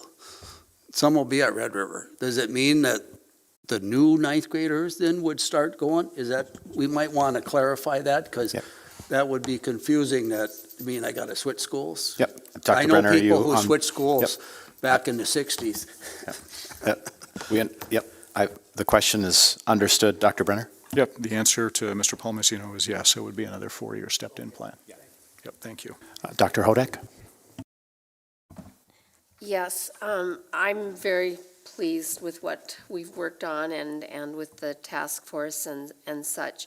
I do have just a point that's kind of nagging at me. And when we talk about the, I just had it here and I wanted to go back to it, where we talked about the open, ongoing communication and feedback, where we're talking about timely updates about transportation plans, the transportation piece and everything else. The piece that I love there is that someone's going to be available to answer specific concerns and get feedback from if a parent wants to call or contact. I would like to see that someplace embedded for all of these ideas that we're doing, so that a parent would have an idea. Do they contact the building level principal? Where do they go to just give their feedback and their input? Because we're no longer having, if I understand it, any public forums or, things like that. Just that, because we're talking so much about that transparency, I would believe that we'd want to say, here's what you do, and so that principals would understand it as well. Employees throughout the system would understand it, so that if at a parent conference a teacher's listening to a parent expound on something, that it's just, oh, here's where you can go to direct that information. And if we have a depository where some of that information can be collected, viewed by the administrative team, worked with through that administrative team, because I think that there will be value to getting that feedback as we jump into the plan. Not that I'm saying that we would change anything, but if there's a really great idea that arises for some, for us, that I would not want us to lose sight and not have consideration. So I don't know where, just an overall statement so that people would know, not only the parents, but community members as well. Other comments or questions from board members? Other discussion?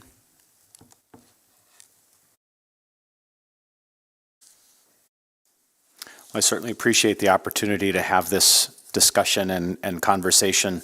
There have been times over the years where because of the rhythm of work, the timeline, we've had discussion and action all together. This is really helpful. As a board member, I hope it's also helpful for the public that we're all understanding where we're headed and where the process is going. So just one final reminder, this was discussion for tonight, final action on Monday, September 22nd. We'll now move on to 7A. This is our consent agenda. I would seek a motion to approve the consent agenda. It's been moved by Mr. Clevin. Is there a second? Second by Mr. Manley. We'll take a roll call vote. Hodak? Yes. Larson? Yes. Manley? Yes. Clevin? Yes. Anderson? Yes. Flynn is absent. Palmasino? Lund? Yes. Berger? Yes. 8 yes, 0 no, 1 absent. Motion passes. 7B, our strategic plan 2025-2030. Dr. Brenner? Thank you again, President Berger. You have a memo from me, and I'll jump right to the second paragraph, but also acknowledging that board members did receive this information through two-way conversation at a retreat on August 14th, just so the community is very well aware of that, because this one is for action tonight. I want to express my thanks and gratitude to the District Strategic Plan Steering Committee and also Writing Committee for their incredible work with the guidance of facilitator Dr. Jeff Schatz. And you have the culminating document in front of you that will be the roadmap for our work. What we might do, just full disclosure, is take all of this information, not change it, but put it into a different format. So when we upload it to the website, it will have some style to it instead of lots of words. So the four buckets that we landed on, I'll just talk about these from a high level, get into a little bit of what the priorities are, and then move it to some questions. Academic excellence will continue to be a priority in this strategic plan. And the academic excellent piece is tied to the board level literacy and math goals. But it's also broader than that. We want to make sure there's enrichment to remediation to everything else that's in between. So that's the first bucket. The second bucket is our behavioral health and wellness bucket. Again, I'll talk about our some other pieces here in a minute. The third one is a shared understanding. So there seemed to be a real desire to make sure that there's a reciprocal communication between district, staff, district and community, staff and community, et cetera. And then the fourth one is operational effectiveness. So I'm going to take you just a little bit deeper into each one of those buckets. And we talked about the school board goals already, and I think it's important to note for the community that the superintendent is attached to our academic progress as well, under the guardrails that we've talked about here at the table before. But I'm going to call those out for full transparency. So the superintendent, guardrail number 1, won't allow any curricular resources other than those that are aligned with North Dakota state standards and adopted by the school board to be used as the foundation for delivering instruction. The second guardrail is the superintendent will not allow established district-wide standards for classroom evaluations to go unmet. In other words, all of our principals and associate principals will be supervising, coaching for growth, and evaluating people at the classroom level. And the third guardrail is the superintendent will not allow professional learning communities to function without the continuous analysis of student achievement data as well as ongoing analysis of the curricular resources and their alignment with North Dakota standards. And I think you heard from Ms. Sporbert tonight, that critical alignment from summer school, and how how they've actually made adjustments from being an extension of the school year to some really deep interventions, so that we can do some preventative things for example, an intro to kindergarten before our students even step in our school doors in August. So under academic excellence, one of the priorities is effective instruction, and I can share with you my long history in the school district where the Marzano teacher evaluation model came from. I was a part of that committee that instituted that, and it continues to work through different iterations. But that's a really important piece. And if you think about our high reliability schools process, level 2 is high quality instruction in every classroom across the school district. So that is something that not only are we talking about it, but Dr. Glatch, Mr. Bakke, myself, and Miss Amy Barch do our learning walks, and we spend time in classrooms observing what's actually happening in classrooms.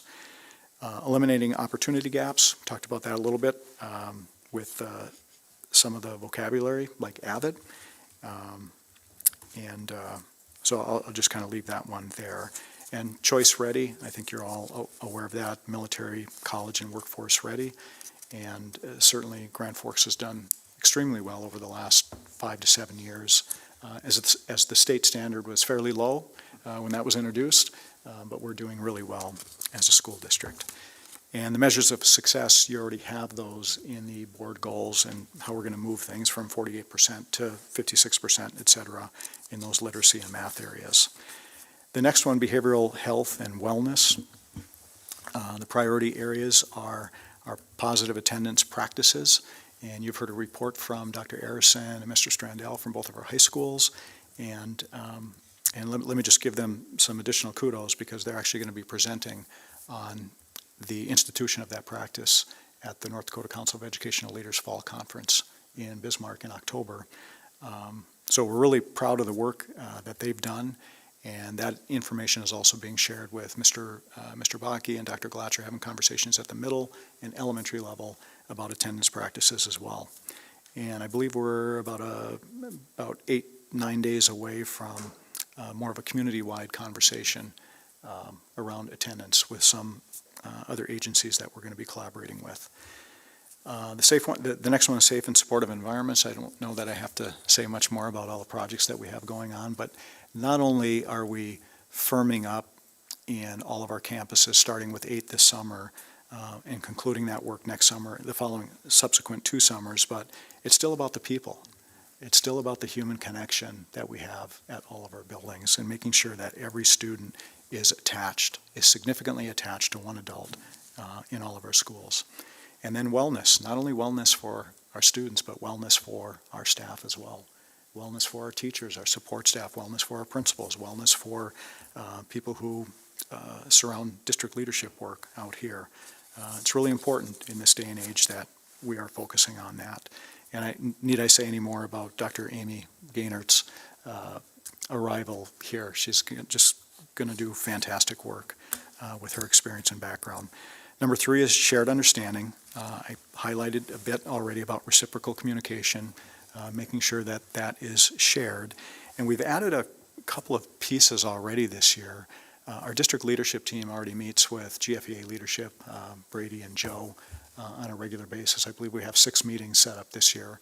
But we also have meetings set up with our Grand Forks Principals Association throughout the year, modeled after what we've done with GFEA, how we've expanded our administrative cabinet opportunities. Wendy Mankey now is in the building with child nutrition, so she's part of those conversations. Actually, my office is full of 14 people when we get all of our administrative cabinet there. So there are opportunities for voices, and even with our executive cabinet, our smaller team of 5, periodically we have principal representation who come and sit in and listen to those conversations as well. And then just making sure we're clear on all of our roles and our deliverables and who's doing what, who's on first. And then finally, operational effectiveness. Certainly there's been a lot of resources put into our human resources recruitment efforts and retention. And I have to thank the board for how deep you've gone the last couple of negotiation cycles to not only demonstrate an appreciation for all of our colleagues across the district, but competing with not only those around us, but with what I would call our major competitors in the large 4 to 5 school districts across the state. We have a benefits specialist now who is on call to handle any of those conversations about health insurance and who do I go for this and how do I pay for that. We've got some resources in place to really strengthen and bolster and support our staff. And then facilities and operations, and Jonathan Elwine, our B&G director, is just moments away from sharing with all of you the 5-year outlook for our facilities, even though we're right in the middle of it and we all feel like we know what the 5-year outlook is. He's going to have things amortized out, so you'll have a really good understanding, and the community will have a good understanding of what kind of expenses and capital outlay we're going to have over the course of the next 5 years. And I was just sharing with one of our community members who was here earlier today because he had mentioned deferred maintenance, but he wasn't talking about the school district. And I said, if you've been paying attention, you haven't heard that coming out of the school district for a couple of years. So I think we're in a good spot. But we always have to sharpen that saw and refine where we're at in our budgetary process. And so when we're compensating our people at a fair market wage or even a little bit better than that, we've got to balance the other side of the ledger. And those are the harder conversations. But we want to make sure that we engage people throughout that process. And Business Manager Brandon Bombach has a good plan in place that we're going to be working through the course of this year. And then finally, just modernizing our technical infrastructure. And Darren King is back with us. He's got a year under his belt. And he had left for 12 years going into higher ed, came back and saw some of the newness and saw some of the things that hadn't changed yet. So he's got a good team in place as we not only build new infrastructure for the future, but we build cross-teaming operations between all of our people who work in the technology department. In case we're down one or we're down two, it's the next person up who can handle those deliverables. So I will stop there. It's a lot of information, but we did spend time on it on August 14th. Thank you. Questions for Dr. Brenner from board members? Again, we have had time to digest this, talk about it. Tonight is recommended action. So I would seek a motion to approve the 2025-2030 Grand Forks Public School District Strategic Plan. It's been moved by Mr. Clevin. Is there a second? Second by Mr. Anderson. Is there any further discussion?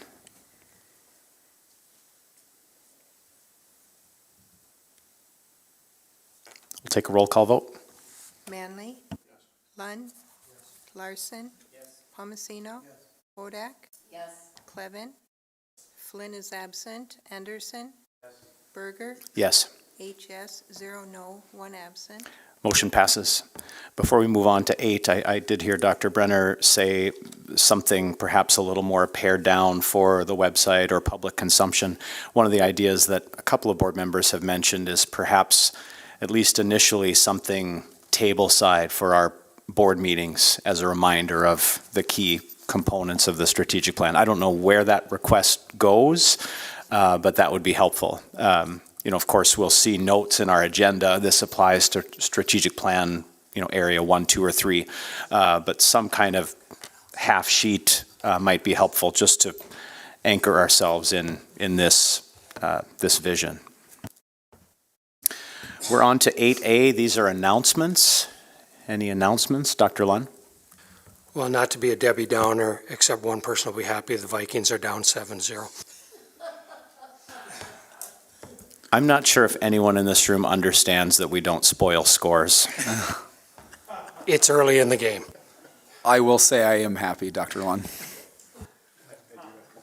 Any pertinent announcements, Dr. Brenner? On Friday morning at 8:30 a.m., you are all invited to Lake Agassiz Elementary School, where Emily Dawes, our Teacher of the Year from Kelly Elementary School, who is now working at Lake Agassiz, will be celebrated as one of 4 Teacher of the Year finalists in North Dakota by Superintendent Kirsten Baszler from the DPI. 8:30 Friday morning, Lake Agassiz Elementary School. Thank you. Thank you very much. Other announcements? 8B, board requests for future consideration. Mr. Larson. Yeah, I have a 10th grader in dual credit and an AP course, and just in kind of asking about that process and my wife's new job. There's discrepancy between Grand Forks and Fargo and Bismarck and other schools as to how many courses are offered, how many kids can, how many credits kids can get. And so I just want that to be kind of discussed so I understand it, and probably other parents that have kids that are going to be there soon, including, my kids' friends and all that. So I'd like to just understand what our district philosophy is, if we're looking at more, because we hear about kids starting college with 60 or 70 credits, which seems weird to me, but just curious as to what our district does and why, and appetite. I know it's being talked about it on the university side as trying to offer more and more expansive. So it's just sort of, I thought we could have the conversation. Thank you. Other requests for future consideration? 8C, school board meeting norms, aside from one person speaking out of turn, Mr. Palmasino, aside from that, how did we do? We did fine. We're adjourned. Jay will never do that again.